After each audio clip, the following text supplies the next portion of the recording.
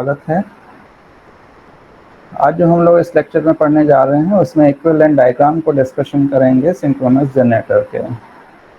पीछे हम लोगों ने इसके आर्मेचर रिएक्शंस वगैरह को देखा था और आज उसी के बेस पे इसके इंटरनल जो आपका सर्किट डायग्राम होता है इक्विवेलेंट डायग्राम बनेगा, जिससे हम लोग कैलकुलेशन करेंगे, फेज रिलेशनशिप वगैरह निकालेंगे, उसके बारे में यहाँ पर डिस्कशन करेंगे।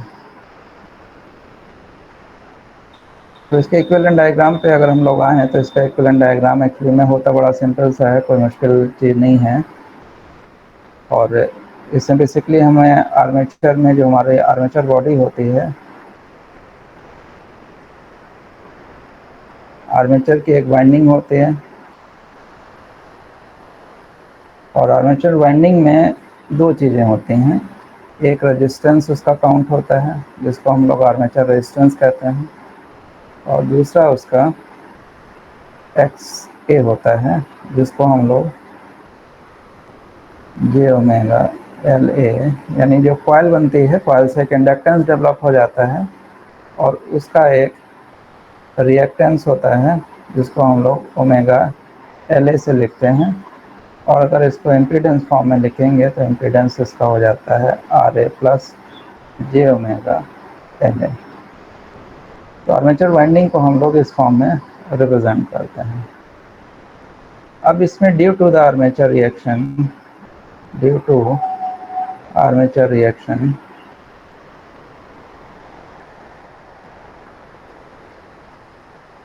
एक फ्लक्स और आ जाता है, फ्लक्स ए आर, और ये फ्लक्स हमारे फ्लक्स जो मेन फ्लक्स है उसके साथ में एडअप होता है। अब किस एंगल पे एडअप होता है, यहाँ एंगल का भी नहीं ले रहे हैं, फेजर नहीं ले रहे हैं, बल्कि फेजर के साथ में ले रहे हैं, समझ लीजिए। ये इसमें एंगल में एडअप हो जाएगा। इसका मतलब है कि जो आपका एक्स ए पार्ट है वो एक्स ए ना रह करके it will replace by x A plus, ये रिप्लेस हो जाएगा x A plus x A R.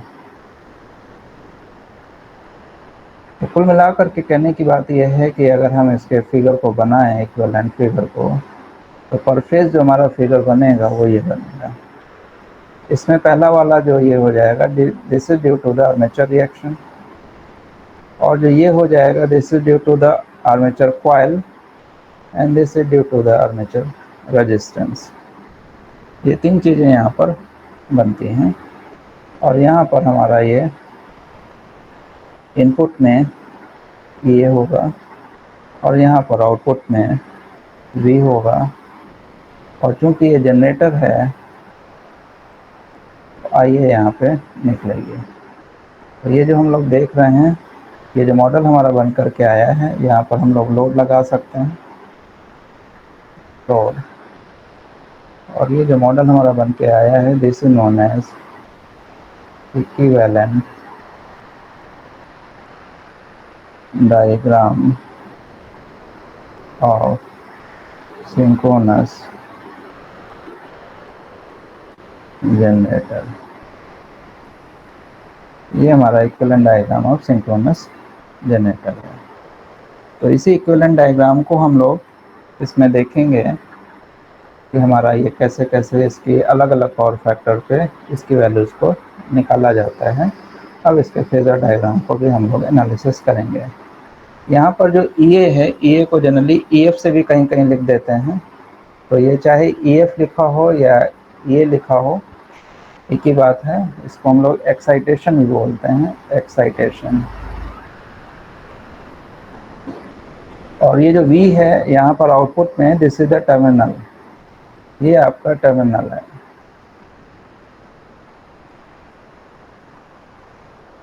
और ये जो पूरा फिगर बना हुआ है, दिस इज पर फेज, ये पर फेज बेसिस पे बना हुआ है। हर फेज में इसका इक्विवेलेंट डायग्राम ये बनेगा। इन दोनों इंडक्टेंस को सीरीज में लगे हुए हैं, तो इन इंडक्टेंस को हम लोग एक साथ लिख सकते हैं। तो नेट फिगर जो हमारा यहाँ पर बनेगा उसमें हम लोग इस तरीके से फिगर को बना सकते हैं, एक इंडक्टेंस और एक आर ए। ये EF हो गया और ये हमारा एक्सेस, और ये RA और ये V। where xs is known as xar plus xa and known as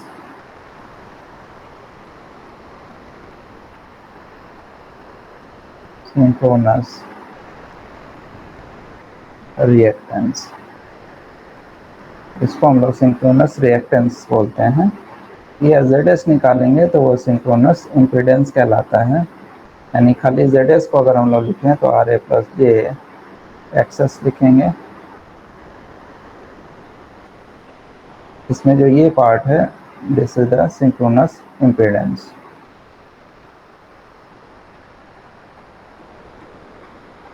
इस पूरे को क्योंकि RA भी इसमें इंक्लूड कर दिया है तो ये सिंक्रोनस इम्पीडेंस। जब हम इसको कभी कभी अप्रॉक्सीमेट कर देते हैं ऑन अप्रॉक्सीमेशन,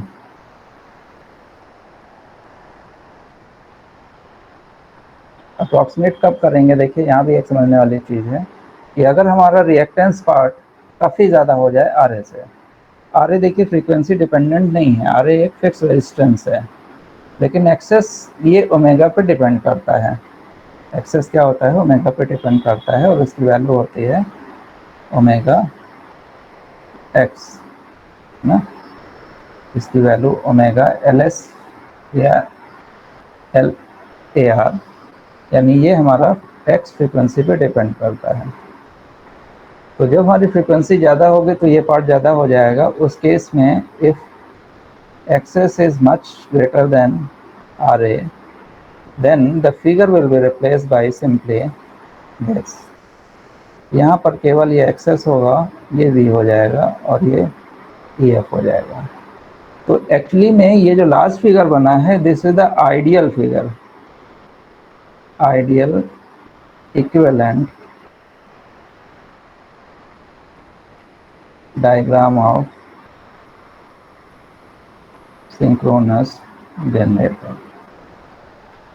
बिकॉज आइडियल में आपका आर्मेचर में रेजिस्टेंस नहीं होना चाहिए, लेकिन जब भी आप रेजिस्टेंस कोई भी कॉइल बनाओगे, वायर बनाएंगे तो उसका कुछ ना कुछ रेजिस्टेंस आ ही जाएगा और उस रेजिस्टेंस को हमें लेना होता है। तो आइडियल फॉर्म की अगर हम बात करें तो उसमें हम लोग फिगर को ये बना सकते हैं और कई जगह हम लोग इससे भी निकालेंगे, बहुत सारी चीज़ें हम लोग इसी फिगर से निकालते हैं। जब इससे कॉम्प्लिकेटेड हो जाएगा तो इससे निकालेंगे, लेकिन जहाँ तक हम लोग इससे सॉल्व कर सकते हैं वहाँ तक इसको सॉल्व करेंगे और जब बहुत ज़्यादा कॉम्प्लिकेशंस हो जाएगा तो फिर अप्रॉक्सीमेट मॉडल को ले लेंगे। ठीक है, तो ये हमारा एक सिस्टम हो गया इक्विवेलेंट मॉडल। अब नेक्स्ट जो इसका टॉपिक आता है उसमें आता है इसका फेजर डायग्राम। तो अब हम लोग इसके फेजर डायग्राम को बनाएंगे।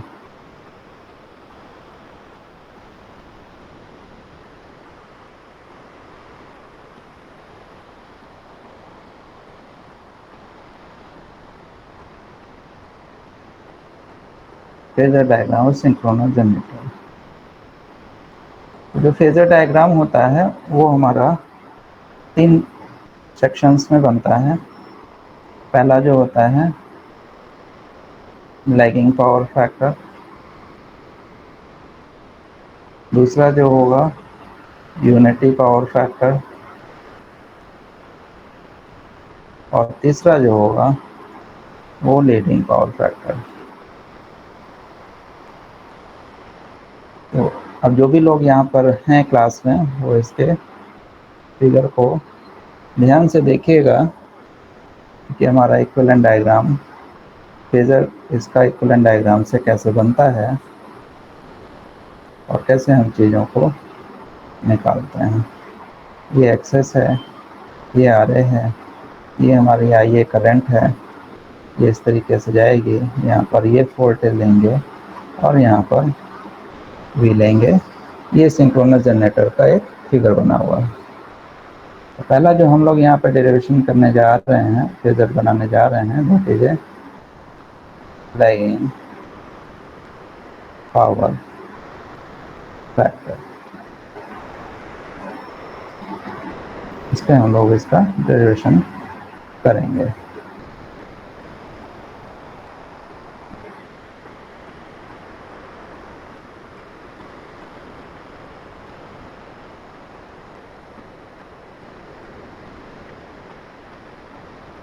तो चलिए अब हम लोग डेरिवेशन इसके करते हैं, फेजर डायग्राम को बनाते हैं।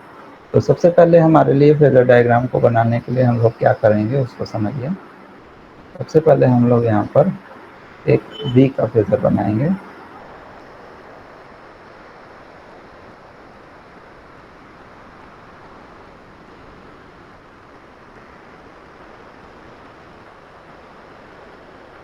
ये एक वो वी का फेजर बना दिया।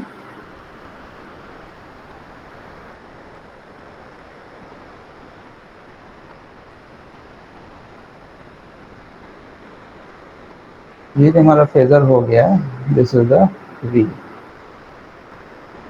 This is the V. ये वाला जो वोल्टेज है उसका आपने सीधे सीधे फेजर बना दिया। अब यहाँ लैगिंग पावर फैक्टर है तो यहाँ पे करंट आपकी वी से लैग करेगी। तो मान लीजिए 5 डिग्री हम इससे लैग दिखा देते हैं, तो 5 डिग्री लैग करते हुए एक लाइन बनाएंगे हम लोग यहाँ से। लाइन हम लोग 5 डिग्री लैग करते हुए मान लीजिए ये आपने दिखा दी यहाँ से।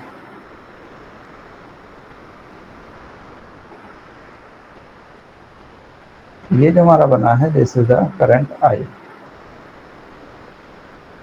और ये जो लैग करेगा ये हो जाएगा 5 डिग्री।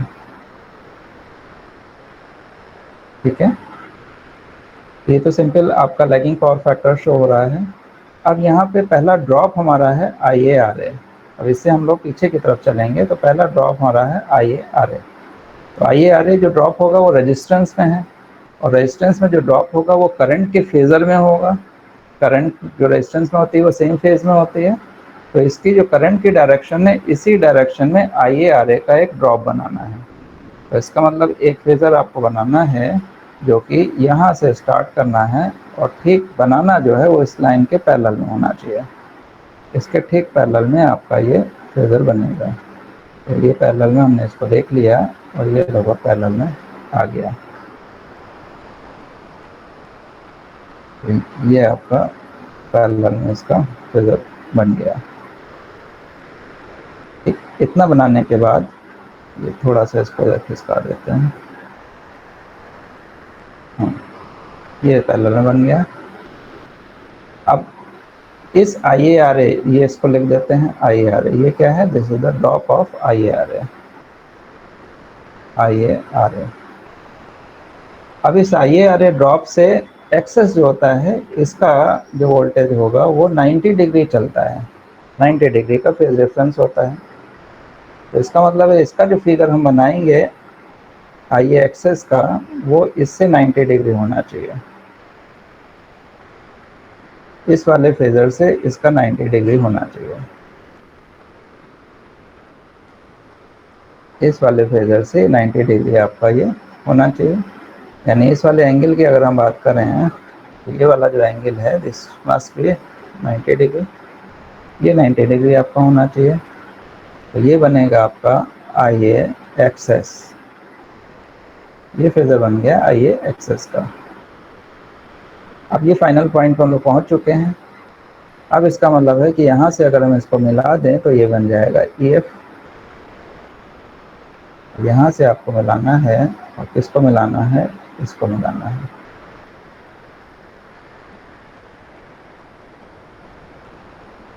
ये जो हमने मिला दिया है this is the E F.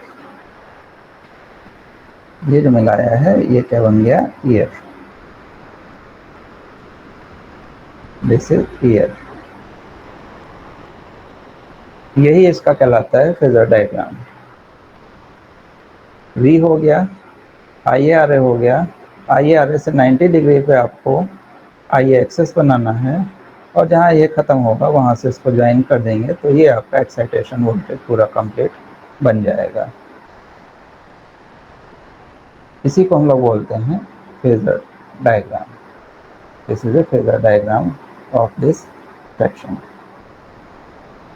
तो सिंपल सा है, कोई मुश्किल काम नहीं है, बहुत ही सिंपल सी चीज़ है। अब इससे कुछ चीज़ें निकाली जाती हैं। इस ई एफ की वैल्यू को निकाला जाएगा। वैसे तो इसको अगर हम लोग सर्किट थ्योरी से सॉल्व करें तो बड़ा आसान है, लेकिन यहाँ फेजर से भी सॉल्व करना आपको आना चाहिए।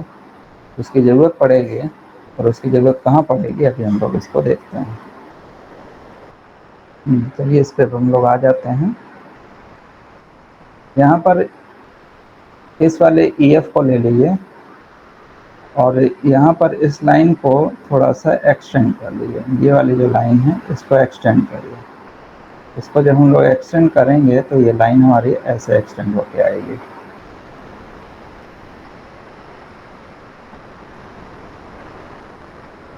पहले इसको थोड़ा सा बढ़ा लीजिए इधर और इस वाली लाइन को यहाँ पर एक्सटेंड कर रहे हैं।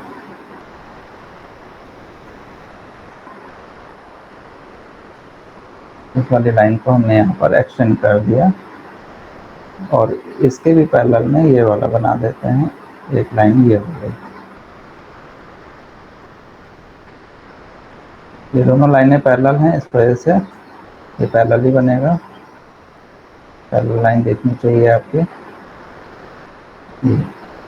ये एंगल 90 डिग्री है क्योंकि यहाँ से हमने इसके पैरेलल में बनाया है। ये से 90 डिग्री है तो ये भी 90 डिग्री होगा। ये बना लिया आपने। ये जो वैल्यू हो जाएगी हॉरिजॉन्टल वाली वैल्यू, यहाँ से लेकर के ये हो जाएगी v cos फाई। यहाँ से लेके यहाँ तक वैल्यू हो जाएगी। v ऊपर है, फाई ये है, तो ये वैल्यू हो जाएगी v cos फाई और ये वैल्यू है IA/RA। ये वैल्यू बराबर ये वैल्यू।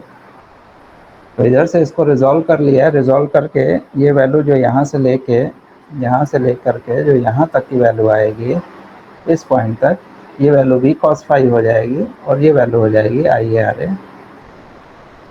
और जो इसका ये जो वर्टिकल कंपोनेंट है, ये जो वर्टिकल कंपोनेंट है इसकी वैल्यू हो जाएगी v sin फाई। यानी यहाँ से अगर हम इसको देखें ये वाली वैल्यू, तो ये हो जाएगी v sin फाई और यही वैल्यू ये भी है यहाँ से लेके यहाँ तक की। तो this is also v sin phi और ये वैल्यू आपकी है IA एक्सेस। ये वैल्यू हमारे IA एक्सेस। तो अब इस वाले ट्रायंगल में जब हम देखेंगे, यानी किस ट्रायंगल में, देखिए यहाँ ट्रायंगल के ऊपर हम अपना ट्रायंगल बना रहे हैं। इस वाले ट्रायंगल में, इस वाले ट्रायंगल में और इस वाले ट्रायंगल में, ऐसे आपको देखना है। तो इस ट्रायंगल में देखेंगे तो ये 90 डिग्री एंगल बन रहा है। This is angle of 90 degree right angle बन रहा है। इसका मतलब ये है कि इस राइट एंगल ट्रायंगल में अगर हम EF को लिखें तो EF का स्क्वायर बराबर v cos फाई का square, v cos phi plus IA/RA का स्क्वायर और plus IA XS plus v sin phi का स्क्वायर और पूरे का अंडर रूट। पूरे का क्या हो जाएगा? Under root. ये हमारा EF निकल करके आएगा। यानी जो मैग्नीट्यूड है, अब इसको स्क्वायर हटा दीजिए तो ये अंडर रूट हो गया इधर। तो ये जो पूरा निकल करके आया, this is the magnitude of EF। यानी जो एक्साइटेशन वोल्टेज होगा जनरेटर का, उसका ये मैग्नीट्यूड है। अब इसी ट्रायंगल को जब हम फिर से अलग से बना देते हैं, सिंपल सा ट्रायंगल, एक हमने ये लिया, एक ये लिया था और यहाँ पर ये ऐसे ही तो लिया है। ये आपका था v cos phi plus IA/RA, ये था v sin phi plus IA/RA और ये जो एंगल था ये 90 डिग्री था। अब इसका अगर हम ये अल्फा एंगल निकालना चाहें कि कितने एंगल पे होगा, जो टॉर्क एंगल कहाँ बनेगा? टॉर्क एंगल आपका पिछले फिगर में देखिए v और, यानी ये क्या था? ये v था, v और EF यानी इस वाले टर्मिनल V और इस वाले EF के बीच में बनने वाला जो एंगल है उसको हम लोग बोलते हैं टॉर्क एंगल। तो ये है टॉर्क एंगल। और ये जो पूरा एंगल हो गया this is known as alpha. इसको आपने कैसे निकाल लिया, हाइट अपॉन बेस से। ये आपका tan अल्फा होता है हाइट अपॉन बेस। हाइट हो गई V sin alpha plus I A X S और ये हो गया V cos phi plus I A R A. तो इससे आपको ये tan अल्फा मिल गया।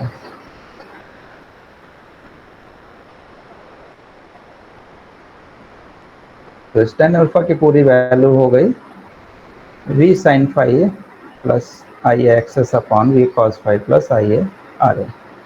अल्फा बराबर डेल्टा प्लस फाई। फाई क्या है, phi is the power factor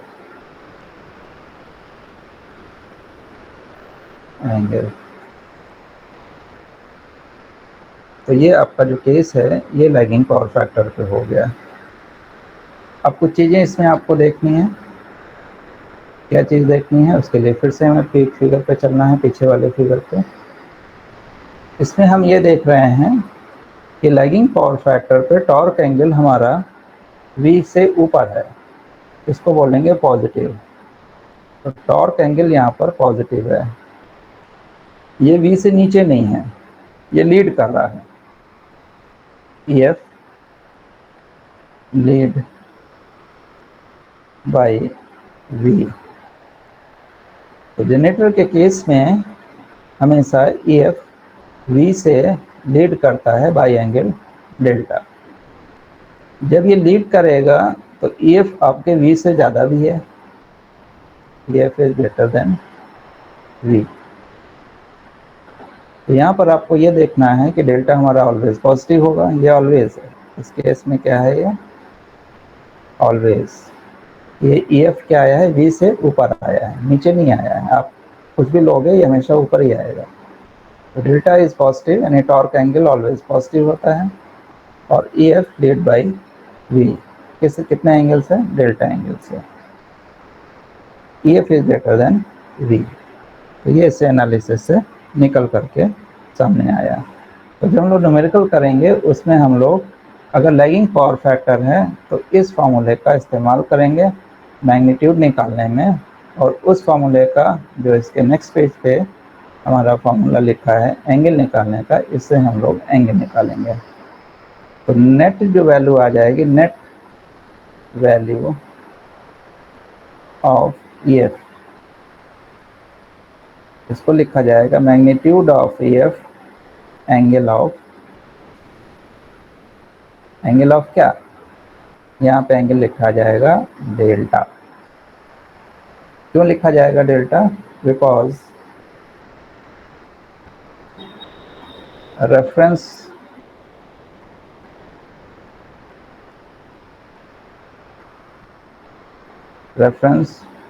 vector is V को हमने हॉरिजॉन्टल कंसीडर किया है। V से EF कितना आ रहा है, डेल्टा डिग्री हमारा ऊपर है। तो रेफरेंस वोल्टेज हमने किसको लिया है, इसको लिया है।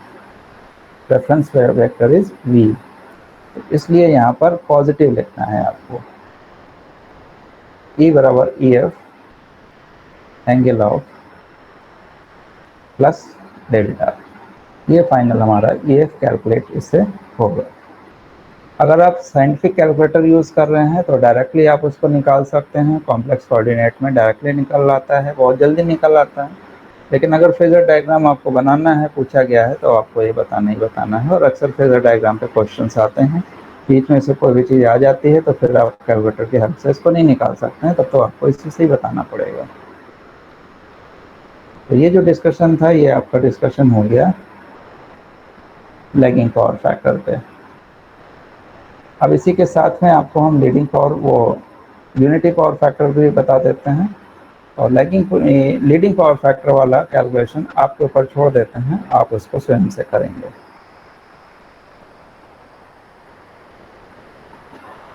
तो यूनिटी पावर फैक्टर पे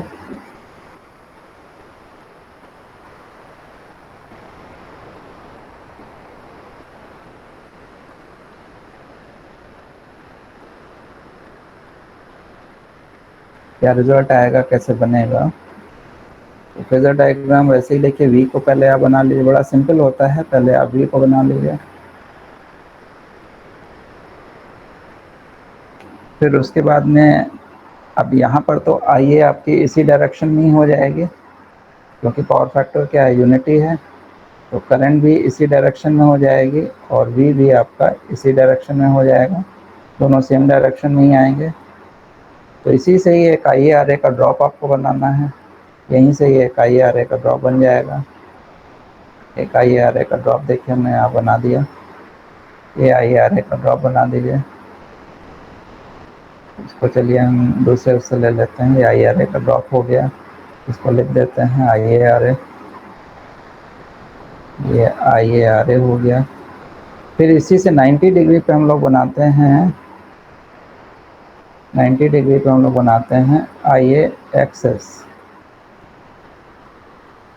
ये 90 डिग्री हो गया, खिसक गया थोड़ा सा, ये 90 डिग्री हो गया।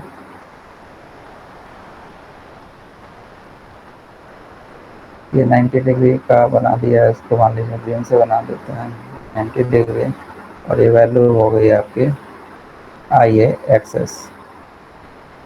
और फिर इसको जब हम ज्वाइन कर देंगे तो हमारा बन जाएगा ये, यहाँ से हम लोग तो इसे मिला दीजिए, तो ये बन जाएगा ई एफ, ये वैल्यू हो जाएगी ई एफ की। और इसमें फाई है नहीं, फाई तो ज़ीरो है, बिकॉज यूनिटी पावर फैक्टर है, तो यही एंगल इसमें डेल्टा बन जाएगा। ध्यान दीजिएगा यहाँ पे ये टॉर्क एंगल यही आपका वी और ई एफ के बीच में भी है, और वही आपका टोटल एंगल भी है। तो इसका मतलब है कि जब यहाँ पे ई एफ हम लोग लिखेंगे तो ई एफ की वैल्यू क्या लिखेंगे, under root V plus I A R A. जो हॉरिजॉन्टल है टोटल वो क्या है, वी यहाँ तक है और आई ए आर ए ये है, V plus I A R A का square plus I A X S का स्क्वायर, ये हमारा बन जाएगा ई एफ। और जो 10 डेल्टा बनेगा वो बन जाएगा आई ए एक्सेस अपॉन में V plus I A R A. तो डेल्टा यहाँ से निकल आएगा, डेल्टा बराबर 10 इनवर्स आई ए एक्सेस। ये सब कैलकुलेटर से आप लोग कैलकुलेशन करेंगे, आई ए आर ए, और ये आ गया। तो फाइनली जो ये आ जाएगा ई एफ, ये इसको मैग्नीट्यूड बोलते हैं, this is the magnitude, magnitude of E F angle में डेल्टा। तो यहाँ भी देख रहे हैं, यहाँ भी हमारा ई एफ क्या कर रहा है, लीड कर रहा है, यानी डेल्टा यहाँ भी क्या है, पॉजिटिव।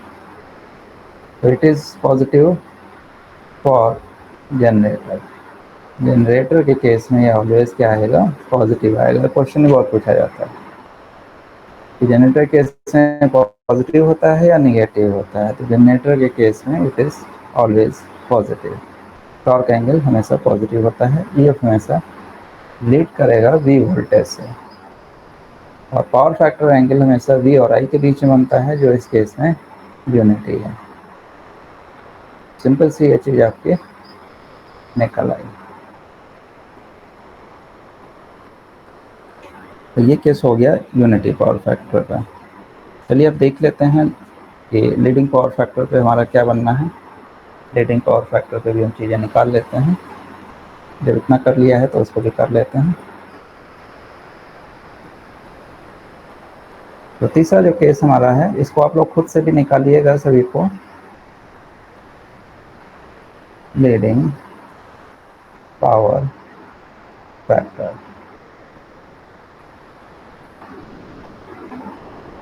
फेजर डायग्राम की प्रैक्टिस बहुत अच्छी होनी चाहिए, क्योंकि आगे जो हम लोग इसको एनालिसिस करेंगे उसमें फेजर डायग्राम का यूज़ है और इसको हम लोग यूज़ करेंगे।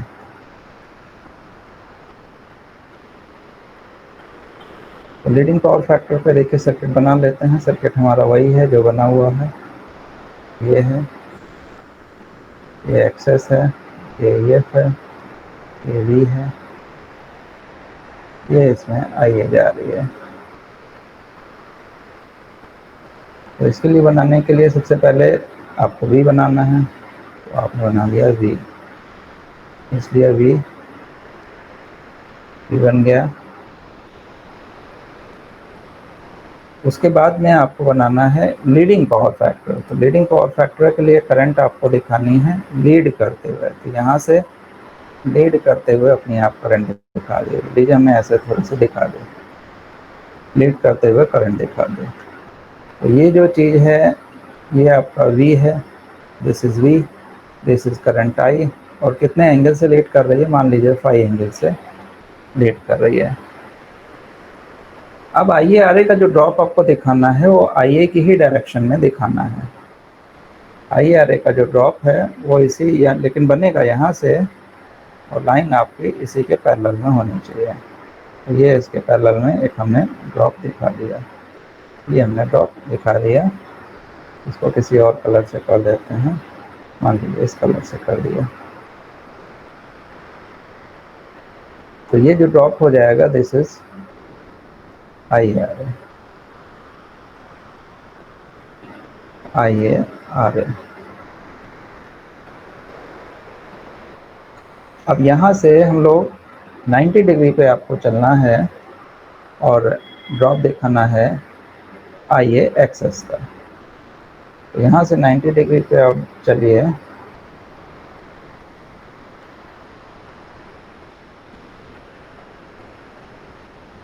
यहाँ से 90 डिग्री पे आप चलिए और IaXS का ड्रॉप दिखाइए।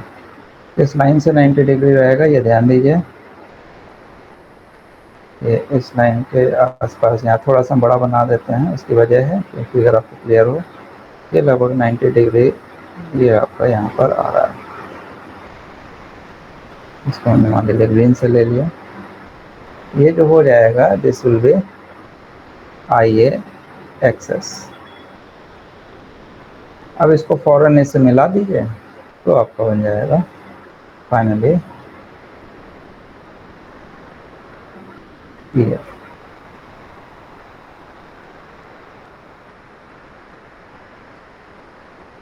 ये हमारा EF बन जाएगा, दिस विल बी EF। ये इसका फेजर डायग्राम हो गया, सिंपल सा है, फंडामेंटल को ध्यान रखिए। अब यहाँ पे अगर हम डेल्टा की बात करें तो delta is the entire angle, पूरा कंप्लीट। EF और V के बीच में बनने वाला angle torque angle, delta is the torque angle. Phi क्या है, phi is the power factor angle.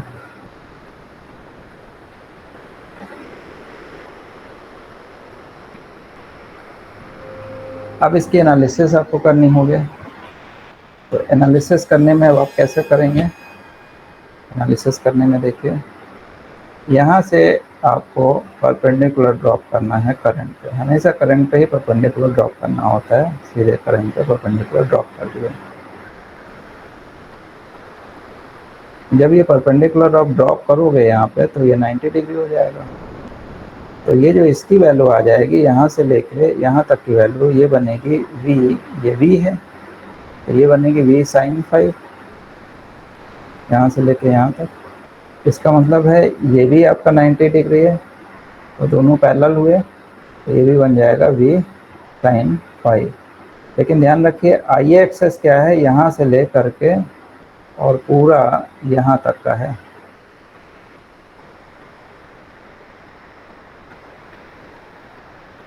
IaXS पूरा है, इसको लिख दें अलग से तो कंफ्यूजन हो जाएगा। ये वैल्यू V sin 5 ये भी है और V sin 5 ये भी है।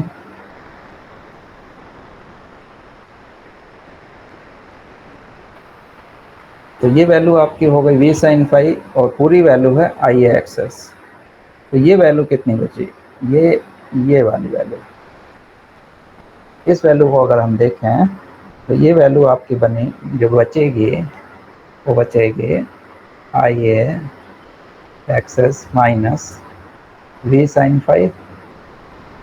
ध्यान दीजिए पूरी IaXS है, इतनी आपकी V sin 5 है और बाकी जो बची वो कितनी हो गई, I A X S minus V sine phi. तो ये तो वैल्यू थी ये वाली। अब ये जो हमारी वैल्यू है यानी ये पूरी, तो दूसरे कलर से दिखाना पड़ेगा, यानी यहाँ से लेकर के यहाँ तक के, ध्यान दीजिए, यहाँ से लेकर के और यहाँ तक की पूरी वैल्यू, ये वैल्यू यहाँ तक की। इस वैल्यू को अगर आप देखिए तो ये वैल्यू है v cos फाई, ये v है, ये फाई एंगल है, तो इसका बेस जो है वो यहाँ से लेके यहाँ तक का है v cos फाई। और ये वैल्यू यहाँ से लेके यहाँ तक, ये दोनों पैरेलल में है, ये लाइन और ये लाइन पैरेलल में है, इसलिए ये बनेगी v, ये बनेगी आई ए आर ए, यानी ये वैल्यू जो टोटल वैल्यू आपकी बनी वो बन गई, इसको अगर हम यहाँ लिख दें तो ये बनी v cos phi plus I A R A. ये दो वैल्यूज आपने निकाल ली। इसी में ट्रायंगल, अब आप देख लीजिए कि आपको कौन सा ट्रायंगल लेना है। तो आपको ट्रायंगल लेना है ये वाला, ये और ये वाला आपको ट्रायंगल लेना है। तो इस ट्रायंगल से जो हमारे निकल के आ रहा है, रिजल्ट निकल करके आ रहा है, वो आ रहा है EF की वैल्यू, EF की वैल्यू जब हम लोग लिखेंगे तो EF की मैग्नीट्यूड वैल्यू बराबर under root v cos phi यानी base I A R A का square plus I A X S minus v sine phi का स्क्वायर। ये सबकी समझ में आ गया होगा, पाइथागोरस प्रिंसिपल है केवल। तो ये बेस का स्क्वायर प्लस जो इसका परपेंडिकुलर है उसका स्क्वायर, ये बन जाएगा EF। और यहाँ से अगर हम इस एंगल को देखना चाहें tan अल्फा एंगल, तो यहाँ से tan अल्फा बराबर हो जाएगा आई ए एक्सेस यानी जितना हमारी हाइट है minus v sine phi upon में v cos phi plus I A R A. ये हमारा बन जाएगा tan अल्फा। और वे अल्फा को अगर हम देखेंगे तो टोटल एंगल डेल्टा में से फाई माइनस होगा। एंगल को देखिए तो पूरा एंगल कितना है, डेल्टा है, डेल्टा में से फाई को माइनस करेंगे तो ये अल्फा निकल के आएगा। तो नेट जो EF यहाँ लिखा जाएगा that will be the magnitude of EF और एंगल में डेल्टा। तो डेल्टा का निकालना है तो डेल्टा यहाँ से हो जाएगा, डेल्टा बराबर अल्फा प्लस फाई। ये वैल्यू हमारी आ गई, से टॉर्क एंगल भी निकल आया और हमारा EF का मैग्नीट्यूड भी निकल आया। और यहाँ पे भी देखिए डेल्टा क्या है, तो पावर फैक्टर कोई भी हो, चाहे लीडिंग हो, चाहे लैगिंग हो, चाहे यूनिटी हो, डेल्टा ऑलवेज पॉजिटिव, वो ऊपर ही आ रहा है। और EF ऑलवेज V को लीड कर रहा है और ऑलवेज इससे ग्रेटर है। ये चीज़ें आपको याद रखनी है। तो ये पूरा इसका कैलकुलेशन हो गया कि इसके इक्विवेलेंट मॉडल से हम लोग तीनों सेक्शन के लिए यानी लीडिंग, लैगिंग और यूनिटी पावर फैक्टर के लिए फेजर डायग्राम क्या बनाएंगे। तो आज आप लोग घर पे जा करके इसके पूरे फेजर डायग्राम को पूरी तरीके से खुद से बनाइए, चीटिंग नहीं करिए, खुद से बनाइए। और बनाने के बाद देखिए कि आपका फेजर डायग्राम सही बन रहा है, कैलकुलेशन सही आ रही है या नहीं आ रही है। इसका डेरिवेशन करना आपके लिए बहुत जरूरी है। अगर सिंक्रोनस मशीन को आप समझना चाहते हैं, क्योंकि अभी मोटर का केस आएगा, वहाँ ये फेजर डायग्राम फिर से रिपीट होंगे, कैलकुलेशन में भी ये रिपीट होते हैं। अगर इसके सारे एंगल्स को आपने नहीं समझा है तो वहाँ पर बहुत मुश्किल आने वाली है। सिंक्रोनस मोटर का मतलब है फेजर डायग्राम। इलेक्ट्रिकल में फेजर डायग्राम का बहुत बड़ा यूज होता है। यही फेजर डायग्राम आपके पावर सिस्टम में भी आ जाते हैं। जब लॉन्ग ट्रांसमिशन लाइन हम लोग डिस्कस करेंगे वहाँ भी ये फेजर डायग्राम बनेंगे। तो कई जगह फेजर डायग्राम का हम लोग यूज़ करते हैं। तो इसकी प्रैक्टिस आप लोग ज़रूर कर लीजिएगा। बहुत सिंपल सा है, कहीं कोई दिक्कत हो तो उसको आप लेक्चर को फॉलो अप करके देख सकते हैं। तो आज का लेक्चर हम लोग यहीं पे ख़त्म करते हैं, यहीं फिनिश करते हैं। तो thanks for watching. Next lecture में आपसे फिर मिलते हैं, तब तक के लिए बाय बाय।